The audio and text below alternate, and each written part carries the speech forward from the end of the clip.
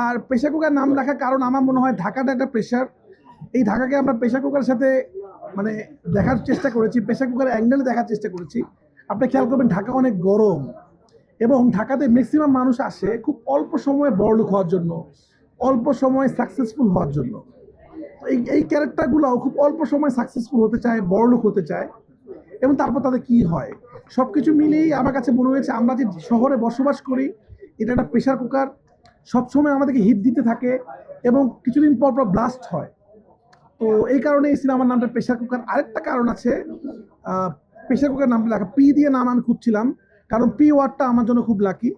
P ওয়ার্ডে আমার ছিল পরাণ, পি ওয়ার্ডে ছিল পোড়ামন 2, এবং আমার প্রথম প্রযোজিত ছবি আমার সাথে ইমপ্রেস ফিল্ম সহ যে প্রেসার কুকার। তো আলহামদুলিল্লাহ প্রেসার কুকার ওদিকেই যাচ্ছে। তো এই কারণে প্রেসার কুকার নামটা রাখছে।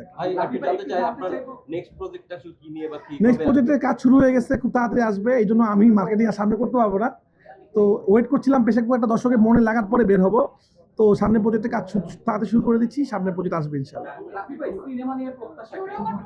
সিনেমা নিয়ে প্রত্যাশা হয়ে গেছে, আর আলহামদুলিল্লাহ এখন যা হবে প্রতিদিন হতে থাকবে, কারণ দর্শকের মনে সিনেমাটা ঢুকতে হয়। দর্শক বলে ফেলেছে এটা সেরা সিনেমা ঈদের, দর্শক বলে ফেলেছে এটা তাদের মনে ধরেছে, এবার দর্শক বাড়বে।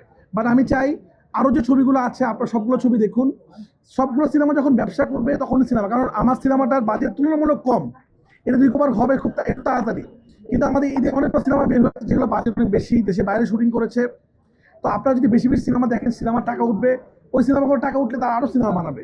তো আমি চাই সব সিনেমা ব্যবসা করুন। ভাই আমার একটু অ্যাড্রেস আছে, সেটা হচ্ছে যে আপনি তুফান 2 সুরঙ্গ 2 আসার কথা ছিল, আপনি ফোন দিয়েছিলেন, সেটা কি অবস্থা এখন কতদূর? সুরঙ্গ 2, তুফান 2 যে কোনো একটা 2 আসবে এরপরে, একটু বলি, কারণ আমার প্রডিউসার ছাড়া আমি তো বলতে পারি না। তো কোনো একটা 2 আসবে, এটা শিওর। কি আসবে জানি না, ও আমার থেকেও সিনিয়র। তো আমার না না না কেরিয়ারের দিক থেকে, কেরিয়ার না না, এখানে কেরিয়ার নিয়ে কথা হচ্ছে। কেরিয়ার দিক থেকে তো ওরা আমাদের সিনিয়র, বুবলি হয়তো সিনিয়র না, কিন্তু ওরা আসলে মানে এখন এমনও দিন গেছে বুবলির সিনে ও আয়সা বুবলিকে হাত দিচ্ছে যে তুমি এত ভালো করছো, আবার বুবলি ওকে চেয়ার আপ করতেছে। তো এক একটা সিনেমা একরকম মার্কেটিং করতে হবে। তুফানের মার্কেটিং একরকম, সাকিব খানের মার্কেটিং খুব একটা লাগে না, সুরঙ্গ মার্কেটিং একরকম। এটা আমার কাছে মনে হয়েছে এইটার মার্কেটিংটা আমি দর্শকের হল থেকে করব। দর্শক অনেক মানে ইয়ে নিয়ে আসবে না হলে যে উড়ে যাবে কিছু, দর্শক এক্সপেকটেশন নিয়ে আসবে কিছু একটা হবে। এই জন্য দর্শক দেখে বলবে ওয়াও, যেটা বলছে দর্শক খুব ভালো লাগছে। তো এই জন্য আমি আমাদের কিন্তু অনেকগুলো গান আসছে, কিন্তু আমরা গানগুলো ছাড়ি নাই, হলে এসে গান দেখছি আসলে।